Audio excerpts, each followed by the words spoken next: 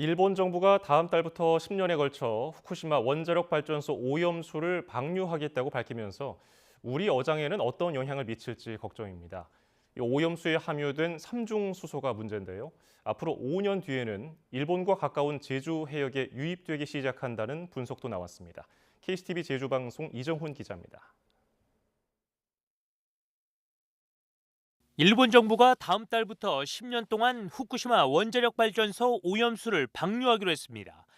배출하는 오염수에는 연간 최대 22조 베크럴로 정화되지 않은 방사성 물질인 삼중수소가 포함됐습니다. 방류된 오염수는 해류를 통해 북태평양 전체로 확산되고 제주를 비롯한 우리나라 해역에는 5년 후부터인 오는 2028년부터 본격적인 영향을 줄 전망입니다. 한국해양과학기술원과 한국원자력연구원이 제주에서 열린 방재학회 학술대회에서 이 같은 내용이 담긴 후쿠시마 오염수 해양 확산 시뮬레이션 결과를 발표했습니다.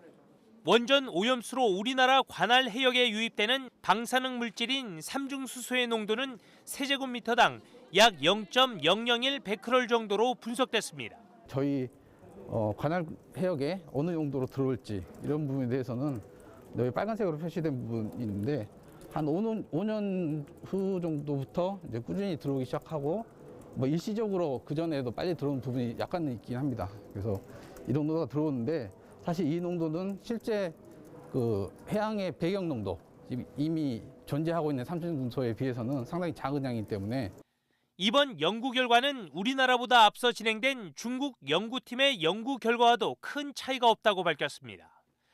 하지만 연구기관 관계자들은 이번 연구가 일본 원전 오염수 방류로 인한 방사성 물질인 삼중수소의 농도 변화에 한정된 연구 결과라며 오염수 자체가 수산물 등 해양 생태계 전체에 어떤 영향을 미치는지에 대한 연구 결과는 아니라고 설명했습니다.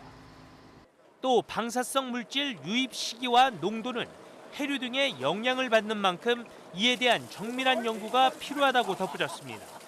이번 시뮬레이션은 해수 중에 있는 삼중수소에 대한 시뮬레이션입니다. 그래서 이미 뭐 아시다시피 삼중수소 자체는 해수에 이미 있는 부분도 있고 거기에 이제 추가적으로 얼마 되는지 어떻게 확산되는지에 대한 시뮬레이션이고 이제 뭐 생태계 영향이라든지 이런 부분은 이 연구에서는 포함되어 있지 않습니다. 앞으로 연구해야 될 부분일 걸로. 일본이 후쿠시마 원전 오염수를 방류할 경우 미량이지만 방사성 물질인 삼중수소의 유입 가능성이 국내 연구기관에서도 확인된 만큼 수중 생태계에 미칠 영향에 대한 연구 필요성이 시급해지고 있습니다. KCTV 뉴스 이정훈입니다.